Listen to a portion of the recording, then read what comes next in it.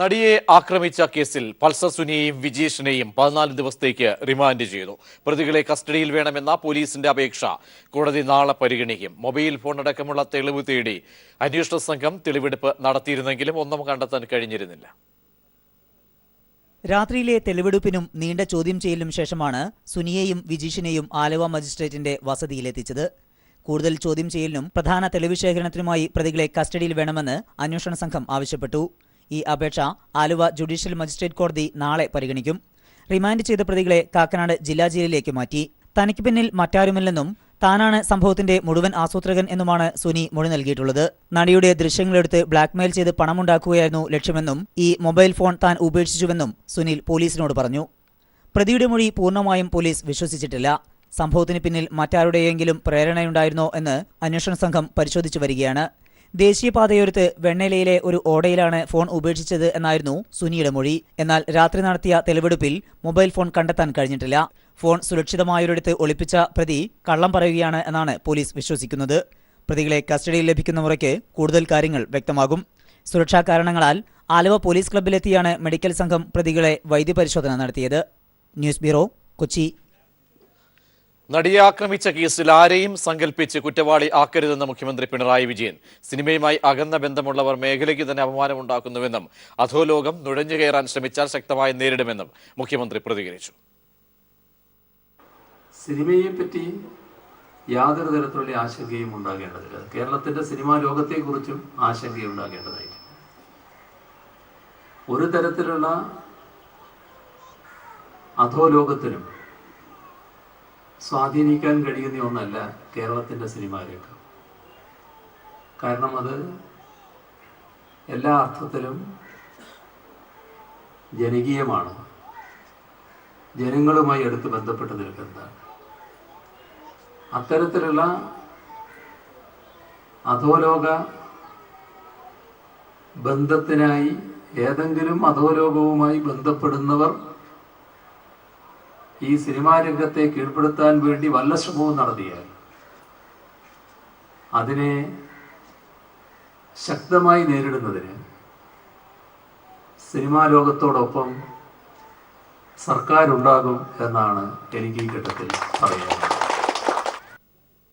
യുവനടി ആക്രമിക്കപ്പെട്ട കേസിലെ പ്രതി പൾസർ സുനിയെ പിടികൂടിയതിൽ പോലീസിനെ അഭിനന്ദിക്കുന്നുവെന്ന് നടനും സംവിധായകനുമായ ലാൽ ഇപ്പോൾ സംസാരിക്കേണ്ടത് വേട്ടക്കാരന് വേണ്ടിയല്ല, ഇരയ്ക്ക് വേണ്ടിയാണെന്നും ലാൽ പറഞ്ഞു. നിർമ്മാതാവ് ആന്റോ ജോസഫിനെതിരെ ഉയർന്ന വിവാദങ്ങളിൽ വിഷമമുണ്ടെന്നും ലാൽ വ്യക്തമാക്കി. നടി ആക്രമിക്കപ്പെട്ട ദിവസം നിർമ്മാതാവ് ആന്റോ ജോസഫിനെ വീട്ടിൽ വിളിച്ചു വരുത്തിയത് താനായിരുന്നു. എന്നാൽ ആന്റോ ജോസഫിനെക്കുറിച്ച് വിവാദങ്ങൾ ഉയർന്നത് തന്നെ വിഷമിപ്പിച്ചുവെന്നും ലാൽ പറഞ്ഞു. തന്റെ പേര് പോലും ചിലർ വലിച്ചഴിച്ചു. ഊഹാപോഹങ്ങൾ ഉണ്ടാക്കുമ്പോൾ അത് മറ്റുള്ളവരുടെ ജീവിതത്തെ ബാധിക്കുമെന്ന് ഓർക്കണം. ഷൂട്ടിംഗ് ലൊക്കേഷനുകളിൽ മാന്യമായി പെരുമാറിയിരുന്ന പൾസർ എല്ലാവർക്കും പ്രിയങ്കരനായിരുന്നുവെന്ന് ലാൽ ഓർമ്മിച്ചു. അക്രമത്തിനിരയായ നടിക്കും സുനിയെ അറിയാം. വളരെ ഊർജ്ജസ്വലനായിട്ടുള്ള, മര്യാദയുള്ള, മിടുക്കനായിട്ടുള്ള ഒരു ചെറുപ്പക്കാരെന്നുള്ള ഇമേജാണ് അവൻ ഉണ്ടാക്കിയിരിക്കുന്നത്. അത് അവന്റെ മിടുക്ക്. വളരെ കംഫർട്ടബിൾ ആയിട്ടുള്ള ഒരാളായിരുന്നു. അവിടെ എല്ലാവർക്കും വളരെ കംഫർട്ടബിൾ ആയിരുന്നു. പ്രതിയെ പിടികൂടിയതിൽ പോലീസിനെ അഭിനന്ദിക്കുന്നു. ഇപ്പോൾ സംസാരിക്കേണ്ടത് വേട്ടക്കാരന് വേണ്ടിയല്ല, ഇരയ്ക്ക് വേണ്ടിയാണെന്നും ലാൽ പറഞ്ഞു. തീർച്ചയായിട്ടും ആ ഓപ്പറേഷന് പുറകിൽ ഗൂഢാലോചന ഉണ്ടല്ലോ. അതുകൊണ്ടാണല്ലോ ഈ പോയ ഡ്രൈവറും ആ വണ്ടിയെ കൊണ്ടുവന്നിരിക്കുന്ന വേറെ ടെമ്പോയും അവര് തമ്മിൽ വഴക്കുണ്ടാവുന്നു. ആ വഴക്കുണ്ടായ രണ്ടുപേരും ഒറ്റ ഗ്രൂപ്പിലെ ആളുകളാണെന്ന് പറയുമ്പോൾ അതിനകത്ത് ഗൂഢാലോചന ഉണ്ടെന്നുള്ള ഒരു സംശയമില്ലാത്ത കാര്യമല്ലേ. തൃശൂരിലേക്ക് വാഹനം അയച്ചത് നടി ആവശ്യപ്പെട്ടിട്ടാണ്. രമ്യ നമ്പീശന്റെ വീട്ടിൽ പോകാനാണ് വാഹനം നടി ആവശ്യപ്പെട്ടത്, അല്ലാതെ ഹണി ബി 2വിന്റെ ഷൂട്ടിങ്ങിനായിരുന്നില്ലെന്നും ലാൽ പറഞ്ഞു. ന്യൂ ജനറേഷൻ സിനിമകൾക്കെതിരെ ആരോപണം ഉന്നയിക്കുന്നത് ചിലരുടെ നിരാശ മൂലമാണ്. കഞ്ചാവടിച്ച് സിനിമ ഉണ്ടാക്കിയാൽ ഓടില്ലെന്നും ലാൽ പറഞ്ഞു. News bureau, Kochi. നടിയെ ആക്രമിച്ച കേസിലെ മുഴുവൻ പ്രതികളെയും അറസ്റ്റ് ചെയ്യാനായത് അഭിനന്ദനാർഹമെന്നും ADGP വി സന്ധ്യ പറഞ്ഞു. തീർച്ചയായിട്ടും കേരള പോലീസിന് ഏറ്റവും അഭിമാനകരമായ നേട്ടം തന്നെയാണ് നമുക്ക് എല്ലാ പ്രതികളെയും അറസ്റ്റ് ചെയ്യാനായി എന്നുള്ളത്. അപ്പോൾ അറസ്റ്റിന് ശേഷം ഞങ്ങൾ വളരെ വിശദമായി ചോദ്യം ചെയ്തു വരികയാണ്. ആക്രമിക്കപ്പെട്ട സംഭവത്തിൽ തന്റെ പേര് വലിച്ചിഴച്ച് അപമാനിക്കാൻ ശ്രമിക്കുന്നതായി നടൻ ദിലീപ് പരാതി നൽകി. ഇക്കാര്യത്തിൽ സമഗ്രമായ അന്വേഷണം ആവശ്യപ്പെട്ട് DGPക്ക് രേഖാമൂലം പരാതി നൽകി. സമൂഹമാധ്യമങ്ങളിലൂടെ തനിക്കെതിരെ വ്യാപകമായ ദുഷ്പ്രചരണം നടക്കുകയാണെന്ന് പരാതിയിൽ ചൂണ്ടിക്കാട്ടുന്നു. പ്രമുഖ നടൻ എന്ന തരത്തിലാണ് പ്രചരണം ആരംഭിച്ചതെങ്കിലും ഇപ്പോൾ ചില മാധ്യമങ്ങൾ തന്റെ പേരിലേക്ക് വലിച്ചിഴക്കുകയാണെന്നും ഇതിൽ നടപടി വേണമെന്നും പരാതിയിൽ ആവശ്യപ്പെടുന്നു. പൾസർ സുനിയുടെ അറസ്റ്റുമായി ബന്ധപ്പെട്ട് BJP സംസ്ഥാന അധ്യക്ഷൻ നടത്തിയ പ്രസ്താവന വിവാദമാകുന്നു. സുനിയെ ബലം പ്രയോഗിച്ച് പിടികൂടിയ രീതി വേദന ഉളവാക്കുന്നുവെന്നായിരുന്നു കുമ്മനത്തിന്റെ പ്രസ്താവന. ഇതിനെതിരെ സമൂഹമാധ്യമങ്ങളിൽ വൻ വിമർശനമാണ് ഉയരുന്നത്. ഇത്രയും നാളും വിചാരിച്ചിട്ട് പിടികൂടാൻ കഴിയാത്ത, പോലീസിൻ്റെ കണ്ണ് വെട്ടിച്ച് സ്വതന്ത്രമായി വിഹരിച്ച ഒരു പ്രകൃതിയെ ഇത്തരത്തിൽ കടന്നുപിടിച്ച് ബലമുപയോഗിച്ച് കൊണ്ടുപോയത് എന്തിനാണ്? ഇതിൽ ദുരൂഹതയുണ്ട്. അത് പുറത്തു വരേണ്ടിയിരിക്കുന്നു. വാസ്തവത്തിൽ പോലീസ് ഇത് ചെയ്യാൻ പാടില്ലാത്തതാണ്. നാട്ടിൽ നിയമവാഴ്ച നിലനിൽക്കണമെന്ന് ആഗ്രഹിക്കുന്ന, ജനാധിപത്യ മൂല്യങ്ങൾ സംരക്ഷിക്കപ്പെടണമെന്ന് ആഗ്രഹിക്കുന്ന ആരും ഒരിക്കൽ ഈ പോലീസിൻ്റെ നടപടിയെ ന്യായീകരിക്കുകയില്ല. അവരിലൊക്കെ വേദന ഉളവാക്കുന്ന സംഭവമാണ്. നടിയെ ആക്രമിച്ച കേസിൽ പ്രധാന പ്രതികളെ പിടികൂടിയതിൽ പോലീസിനും സർക്കാരിനും പൊതുസമൂഹത്തിൽ നിന്ന് വ്യാപകമായ പ്രശംസ ലഭിക്കുമ്പോഴാണ് കുമ്മനത്തിന്റെ വിവാദ പ്രസ്താവന. പ്രസ്താവനയ്ക്കെതിരെ ശക്തമായ പ്രതിഷേധമാണ് ഉയർന്നുവരുന്നത്. കുമ്മനത്തിന്റെ പ്രസ്താവന കേവലം സർക്കാരിനെ ആക്രമിക്കുന്നതിനു വേണ്ടിയുള്ള നടപടിയാണെന്നാണ് രാഷ്ട്രീയ നിരീക്ഷകരുടെ വിലയിരുത്തൽ. ഇരയ്ക്കൊപ്പം നിൽക്കുന്നതിന് പകരം പ്രതികൾക്കൊപ്പം നിൽക്കുന്ന കുമ്മനത്തിന്റെ നിലപാട് ആരെ സഹായിക്കാനാണെന്നാണ് ഉയർന്ന ചോദ്യം. കോടതിയിൽ നിന്ന് പ്രതികളെ പോലീസ് ബലമായി അറസ്റ്റ് ചെയ്തതിൽ മനുഷ്യാവകാശ ലംഘനമോ മർദ്ദനമോ ഉണ്ടായിട്ടില്ല. അറസ്റ്റിൽ കോടതി പോലും വിമർശിക്കുകയോ പോലീസ് നടപടി തെറ്റാണെന്ന് ചൂണ്ടിക്കാട്ടുകയോ ചെയ്തിട്ടുമില്ല. ഈ സാഹചര്യത്തിൽ കൂടിയാണ് കുമ്മനത്തിന്റെ നിലപാടിനെതിരെ പ്രതിഷേധം ശക്തമാകുന്നത്. സാമൂഹിക മാധ്യമങ്ങളിൽ BJP അധ്യക്ഷനെതിരെ അതിരൂക്ഷവും പരിഹാസം നിറഞ്ഞതുമായ പ്രതികരണങ്ങളാണ് ഉയർന്നുവരുന്നത്. News bureau, Thiruvananthapuram. നാളെ മംഗളൂരുവിൽ നടക്കുന്ന പരിപാടിയിൽ പങ്കെടുക്കുമെന്ന് മുഖ്യമന്ത്രി പിണറായി വിജയൻ. BJPക്കുള്ള മറുപടി വന്നിട്ട് പറയാമെന്നും പിണറായി. ജിഷ്ണു പ്രണോയിയുടെ വീട് സന്ദർശിക്കുമെന്നും പിണറായി വിജയൻ പറഞ്ഞു. മംഗലാപുരത്ത് CPIM ദക്ഷിണ കന്നഡ ജില്ലാ കമ്മിറ്റി സംഘടിപ്പിക്കുന്ന മതസൗഹാർദ്ദ റാലിയുടെ ഉദ്ഘാടന ചടങ്ങിൽ പങ്കെടുക്കുമെന്ന് മുഖ്യമന്ത്രി പിണറായി വിജയൻ വ്യക്തമാക്കി. കേരളത്തിലെ ഒരു BJP നേതാവ് ചില കാര്യങ്ങൾ പറഞ്ഞിട്ടുണ്ട്. അതിനുള്ള മറുപടി മംഗലാപുരത്ത് പോയി വന്നതിന് ശേഷം പറയുമെന്നും മുഖ്യമന്ത്രി പറഞ്ഞു. ഇവിടുത്തെ BJP നേതാവ് എന്തോ പറഞ്ഞത് കണ്ടല്ലോ. ഏതായാലും ഞാൻ പോകുന്നുണ്ട്, പോയി വന്നിട്ട് ബാക്കി കാര്യങ്ങൾ പറയാതെ. പാമ്പാടി നെഹ്റു കോളേജിൽ മാനേജ്മെന്റിന്റെ പീഡനം മൂലം ആത്മഹത്യ ചെയ്ത ജിഷ്ണു പ്രണോയിയുടെ വീട് സന്ദർശിക്കുമെന്നും മുഖ്യമന്ത്രി പറഞ്ഞു. JDU സംസ്ഥാന പ്രസിഡന്റ് MB വീരേന്ദ്രകുമാറുമായി മുഖ്യമന്ത്രി കൂടിക്കാഴ്ച നടത്തി. News bureau, Kozhikode. കർണാടകയിലെ മംഗളൂരുവിൽ നാളെ CPM സംഘടിപ്പിക്കുന്ന മതസൗഹാർദ്ദ റാലി മുഖ്യമന്ത്രി പിണറായി വിജയൻ ഉദ്ഘാടനം ചെയ്യും. മുഖ്യമന്ത്രിയെ തടയുമെന്ന് സംഘപരിവാർ പ്രഖ്യാപിച്ചതിനാൽ കർണാടക സർക്കാർ കനത്ത സുരക്ഷാ സംവിധാനങ്ങളാണ് ഒരുക്കിയിട്ടുള്ളത്. ഹർത്താൽ പ്രഖ്യാപിച്ചും വർഗീയ പ്രചാരണം സംഘടിപ്പിച്ചും മതസൗഹാർദ്ദ റാലി പരാജയപ്പെടുത്താനുള്ള ശ്രമത്തിലാണ് BJPയും സംഘപരിവാർ സംഘടനകളും. തങ്ങളുടെ സ്വാധീന മേഖലയിൽ CPIM സംഘടിപ്പിക്കുന്ന മതസൗഹാർദ്ദ റാലി പരാജയപ്പെടുത്തുവാൻ മംഗളൂരിൽ സംഘപരിവാർ സംഘടനകൾ ശക്തമായി പ്രചാരണ രംഗത്തുണ്ട്. RSSും BJPയും പ്രത്യക്ഷത്തിൽ തന്നെ ഈ നീക്കത്തിന് പിന്തുണ പ്രഖ്യാപിച്ചു. നാളെ ഉച്ചയ്ക്ക് 2:30 മണിക്ക് മംഗളൂരു ജ്യോതി അംബേദ്കർ സർക്കിളിൽ നിന്നും തുടങ്ങുന്ന റാലി നെഹ്റു മൈതാനിയിൽ സമാപിക്കും. CPIM പോളിറ്റ് ബ്യൂറോ അംഗം കൂടിയായ കേരള മുഖ്യമന്ത്രി പിണറായി വിജയനാണ് പൊതുസമ്മേളനം ഉദ്ഘാടനം ചെയ്യുക. മുഖ്യമന്ത്രി പിണറായി വിജയൻ റാലി ഉദ്ഘാടനം ചെയ്യരുതെന്നാണ് സംഘപരിവാറിന്റെ ആവശ്യം. റാലി പരാജയപ്പെടുത്തുവാൻ സംഘപരിവാർ ദക്ഷിണ കന്നഡ ജില്ലയിൽ നാളെ ഹർത്താൽ പ്രഖ്യാപിച്ചിട്ടുണ്ട്.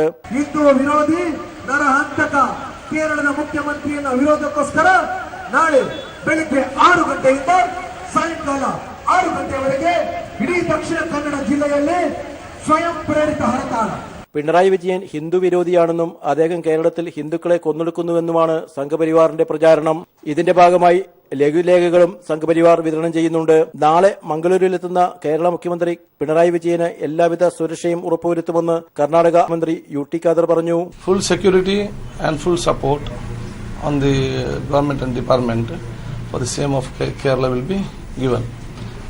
അതിനൊന്നിച്ചിട്ട് ആരെങ്കിലും ഇത് അടിപടിക്കുന്ന ഒരു സ്ട്രിക്റ്റ് ആക്ഷൻ എടുക്കും. സുരക്ഷാ ക്രമീകരണത്തിന്റെ ഭാഗമായി മംഗളൂരു നഗരത്തിൽ 3000-ലേറെ പോലീസിനെ വിന്യസിപ്പിക്കുമെന്ന് city police commissioner M. Chandrasekharan Kairali people TVയോട് പറഞ്ഞു. Around 3,000 men and officers are on duty.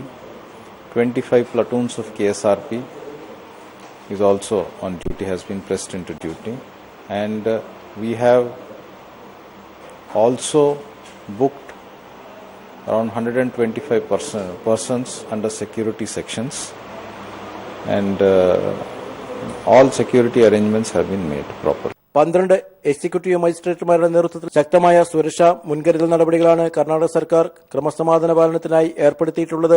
മതസൗഹാർദ്ദ rally വൻ വിജയമാക്കാൻ CPIM ചിട്ടയോടുള്ള പ്രവർത്തനങ്ങളും സംഘടിപ്പിച്ചിട്ടുണ്ട്. കടുത്ത ഹിന്ദു വർഗീയ പ്രചാരണം നടത്തി CPIM നേതൃത്വത്തിലുള്ള മതസൗഹാർദ്ദ റാലി തകർക്കുവാനുള്ള ശ്രമത്തിലാണ് സംഘപരിവാർ സംഘടനകൾ. എന്നാൽ എന്ത് വില കൊടുത്തും മതസൗഹാർദ്ദ റാലി വിജയിപ്പിക്കുമെന്നുള്ള ഉറച്ച നിലപാടിലാണ് CPIM.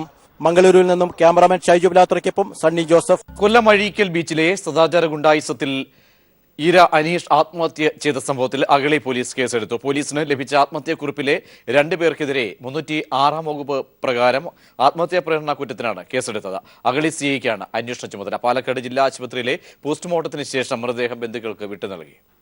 സദാചാര ഗുണ്ടായിസത്തിനിരയായ അനീഷ് വലിയ മാനസിക സമ്മർദ്ദത്തിലായിരുന്നെന്ന് കുടുംബാംഗങ്ങൾ പറഞ്ഞു. കൊല്ലം സിറ്റി പോലീസ് കമ്മീഷണർക്ക് പരാതി നൽകി തിരിച്ച് വീട്ടിലെത്തിയ ശേഷം പുറത്തിറങ്ങിയിരുന്നില്ല. താൻ തെറ്റൊന്നും ചെയ്തിട്ടില്ല, അതുകൊണ്ട് തന്നെ അതേക്കുറിച്ച് ചോദിക്കേണ്ടെന്നായിരുന്നു അനീഷിന്റെ മറുപടിയെന്ന് മുത്തച്ഛൻ നാരായണൻ പറഞ്ഞു. മരണത്തിന് ഉത്തരവാദികൾ കൊച്ചുമകനെ അപമാനിക്കാൻ ശ്രമിച്ചവരാണ്. അവർക്കെതിരെ കൊലക്കുറ്റത്തിന് കേസെടുക്കണം. വീട്ടിൽ വന്നിട്ട് അത് ചോദിക്കുമ്പോൾ അവനൊരു വിഷമമാണ്. നിങ്ങൾ കൂടുതലായിട്ടുണ്ട് അതൊക്കെ പറയുമ്പോഴാണ് എനിക്ക് വിഷമം തോന്നുന്നത് മനസ്സിലെന്ന് പറയും. അതിനെപ്പറ്റിയൊന്നും പറഞ്ഞില്ല. ഇവനെ ഈ രീതിയിലാക്കിയ ആൾക്കാരെ ഒരു കൊലക്കുറ്റത്തിന് അവരുടെ പേരിൽ കേസെടുക്കുക വേണ്ടത്, അതാണൊക്കെ പറയാനുള്ളത്. അതേസമയം ആത്മഹത്യാക്കുറിപ്പ് അടിസ്ഥാനമാക്കി 2 പേർക്കെതിരെ അഗളി പോലീസ് പ്രേരണാക്കുറ്റത്തിന് കേസെടുത്തു. ധനീഷ്, അഭിലാഷ് എന്ന രമേശ് എന്നിവർക്കെതിരെയാണ് 306 വകുപ്പ് പ്രകാരം കേസെടുത്തത്. ഇവരുൾപ്പെടെ 5 പേർ നിലവിൽ റിമാൻഡിലാണ്. അന്വേഷണത്തിനായി അഗളി CIയെ ചുമതലപ്പെടുത്തിയതായി പാലക്കാട് SP അറിയിച്ചു. അഴീക്കൽ ബീച്ചിലെ കൂട്ടുകാരിക്കൊപ്പമുള്ള ദൃശ്യങ്ങൾ സാമൂഹ്യമാധ്യമങ്ങൾ വഴി പ്രചരിപ്പിച്ചതിന് പിന്നാലെ ഫേസ്ബുക്ക് പോസ്റ്റ് വഴിയും അനീഷിനെ അപമാനിക്കാൻ ശ്രമം നടന്നതായി പോലീസ് കണ്ടെത്തിയിട്ടുണ്ട്. News bureau, Palakkad. സദാചാര ഗുണ്ടകളുടെ ആക്രമണത്തിനിരയായ അനീഷിന്റെ മരണത്തിൽ സംസ്ഥാന മനുഷ്യാവകാശ കമ്മീഷൻ കേസെടുത്തു. പാലക്കാട്, കൊല്ലം ജില്ലാ പോലീസ് മേധാവികളോട് കമ്മീഷൻ റിപ്പോർട്ട് തേടി. പാലക്കാട് ജില്ലാ മെഡിക്കൽ ഓഫീസറോട് പോസ്റ്റ്മോർട്ടം റിപ്പോർട്ടും ആവശ്യപ്പെട്ടിട്ടുണ്ട്. 3 ആഴ്ചയ്ക്കകം റിപ്പോർട്ട് നൽകണമെന്നാണ് നിർദ്ദേശം. സമൂഹമാധ്യമങ്ങളുടെ ദുരുപയോഗം തടയണമെന്നും ജനങ്ങളുടെ സ്വകാര്യതയിലേക്കുള്ള കടന്നുകയറ്റം തടയാൻ നടപടികൾ എടുക്കണമെന്നും കമ്മീഷൻ പോലീസിനോട് ആവശ്യപ്പെട്ടു. പശ്ചിമബംഗാളിൽ ഗർഭിണി നേർക്ക് BJP നേതാവിന്റെ കൊടും ക്രൂരത. ഗർഭിണിക്ക് നേരെയുണ്ടായ ആക്രമണത്തിൽ ഗർഭസ്ഥ ശിശു മരിച്ചു. ബംഗാളിലെ നാദിയ ജില്ലയിൽ താൻതലയിലായിരുന്നു സംഭവം.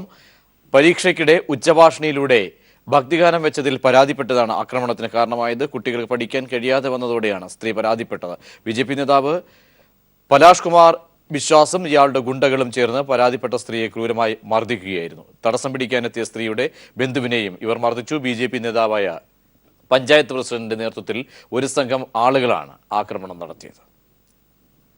ഹൈദരാബാദ് സ്വദേശിയായ എഞ്ചിനീയർ അമേരിക്കയിൽ വെടിയേറ്റ് മരിച്ചു.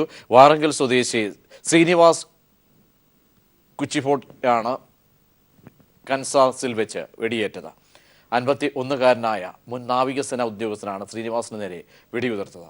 എന്റെ രാജ്യം വിട്ടുപോകൂ എന്ന് ആക്രോശിച്ചുകൊണ്ടാണ് വെടിയുതിർത്തത്. സംഭവ സ്ഥലത്ത് വെച്ച് തന്നെ ശ്രീനിവാസ് കൊല്ലപ്പെടുകയും ചെയ്തു. ഒപ്പമുണ്ടായിരുന്ന സുഹൃത്ത് അലോക് മദാസനിയെ ഗുരുതര പരിക്കുകളോടെ ആശുപത്രിയിൽ പ്രവേശിപ്പിച്ചിരിക്കുകയാണ്. അക്രമിയെ പോലീസ് അറസ്റ്റ് ചെയ്തു. അഭിപ്രായ സ്വാതന്ത്ര്യത്തിന്റെ പേരിൽ RSS വധഭീഷണി നേരിടുന്ന കന്നഡ എഴുത്തുകാരൻ KS ഭഗവാൻ MT വാസുദേവൻ നായരെ സന്ദർശിച്ചു. MTയെ പോലെയുള്ള എഴുത്തുകാർക്ക് നേരെയുണ്ടാവുന്ന ഭീഷണികൾ അസ്വസ്ഥപ്പെടുത്തുന്നുവെന്ന് KS ഭഗവാൻ പ്രതികരിച്ചു. രാവിലെയാണ് കർണാടക എഴുത്തുകാരൻ ഡോക്ടർ KS ഭഗവാൻ MT വാസുദേവൻ നായരെ കോഴിക്കോട്ടെ വസതിയിൽ എത്തി സന്ദർശിച്ചത്. MTക്ക് സമ്മാനമായി താൻ എഴുതിയ പുസ്തകം നൽകാനും KS ഭഗവാൻ മറന്നില്ല. എഴുത്തിനെക്കുറിച്ചും മാറിവരുന്ന സാമൂഹിക സ്ഥിതികളെക്കുറിച്ചും വർദ്ധിച്ചുവരുന്ന വർഗീയതയെക്കുറിച്ചും തന്നെയായിരുന്നു ഇരുവരും സംസാരിച്ചത്.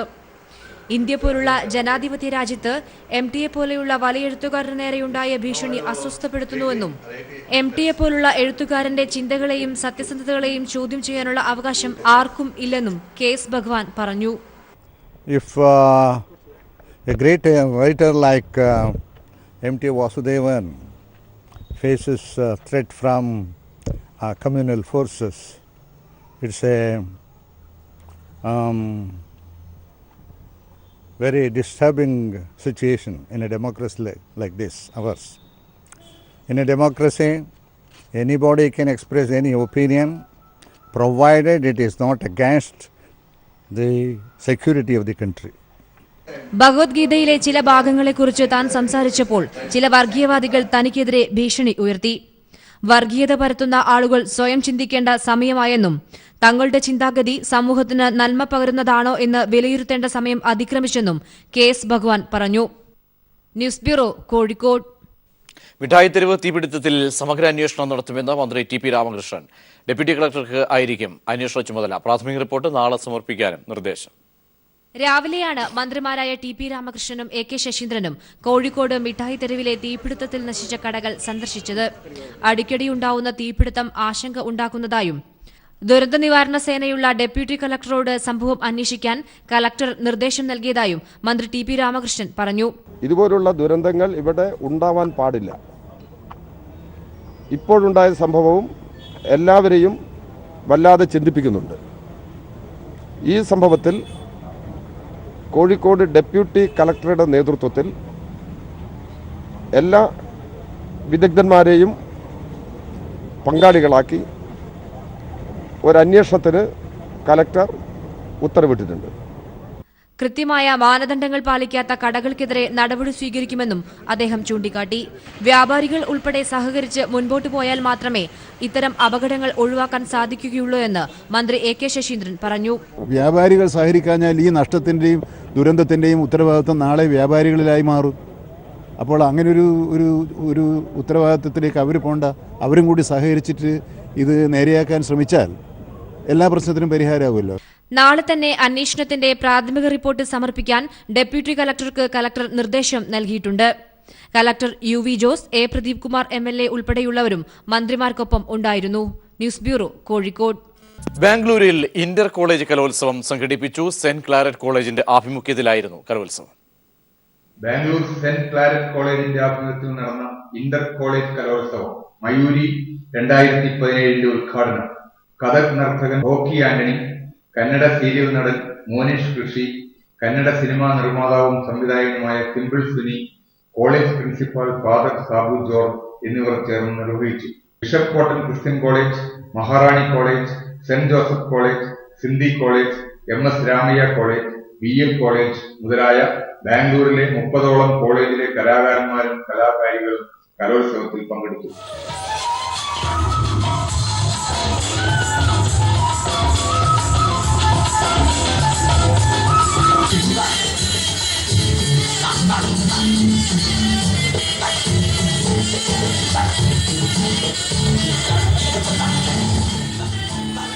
News bureau, Bangalore.